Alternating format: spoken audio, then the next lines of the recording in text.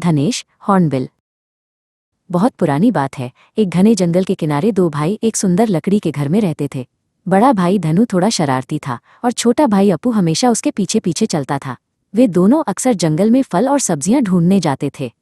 एक दिन उन्हें बहुत जोर की भूख लगी, पर घर में खाने को कुछ नहीं था।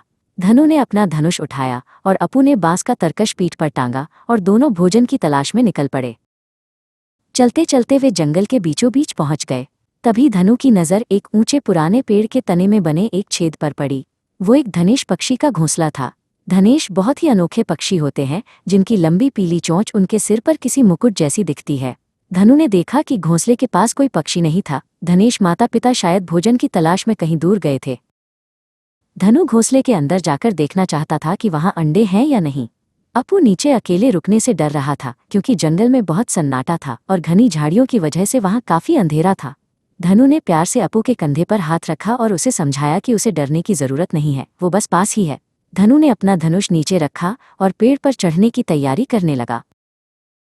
धनु बहुत फुर्तीला था। वो पेड़ के तने की दरारों और मजबूत डालियों को पकड़कर तेजी से ऊपर चढ़ने लगा। अपू नीचे से बड़े ध्यान और थोड़ी चिंता के साथ अपने भाई को देख रहा था। देखते ही देखते धनु उस ऊंचाई तक पहुंच गया जहां धनेश का घोंसला बना हुआ था। घोंसले में दो सफेद और चमकीले अंडे रखे थे। धनु ने उन्हें सावधानी से उठा लिया, पर नीचे उतरते समय उसे महसूस हुआ कि उसे पकड़ बनाने के लिए दोनों हाथों की जरूरत होगी। उसने झट से दोनों अंडों को अपने मुंह में रख लिया। जैसे ही वो आधा नीचे उतरा, उसने अपू को खुशखबरी सुनाने के लिए मुंह खोला। तभी एक अंडा अचानक उसके गले से नीचे उतरकर सीधे पेट में चला गया। धनु चाहकर भी उस अंडे को बाहर नहीं निकाल पाया और वो भारी मन से नीचे उतर आया। उसने बचा हुआ दूसरा अंडा अपू को दे दिया, जिसे पाकर अपू बहुत खुश हुआ। दोनों भाई वापस घर लौट आए।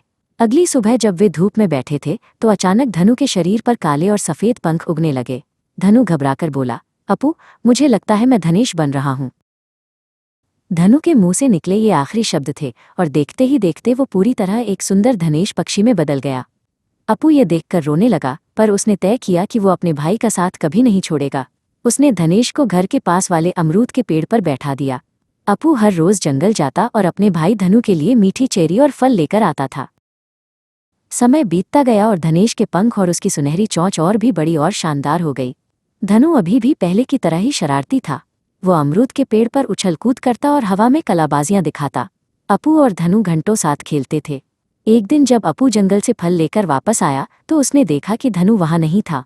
वो ऊंचे आसमान में उड़ गया था। अगली सुबह धनेश की आवाज सुनकर अपू बाहर भागा। उसने देखा कि उसका भाई वापस आ गया है।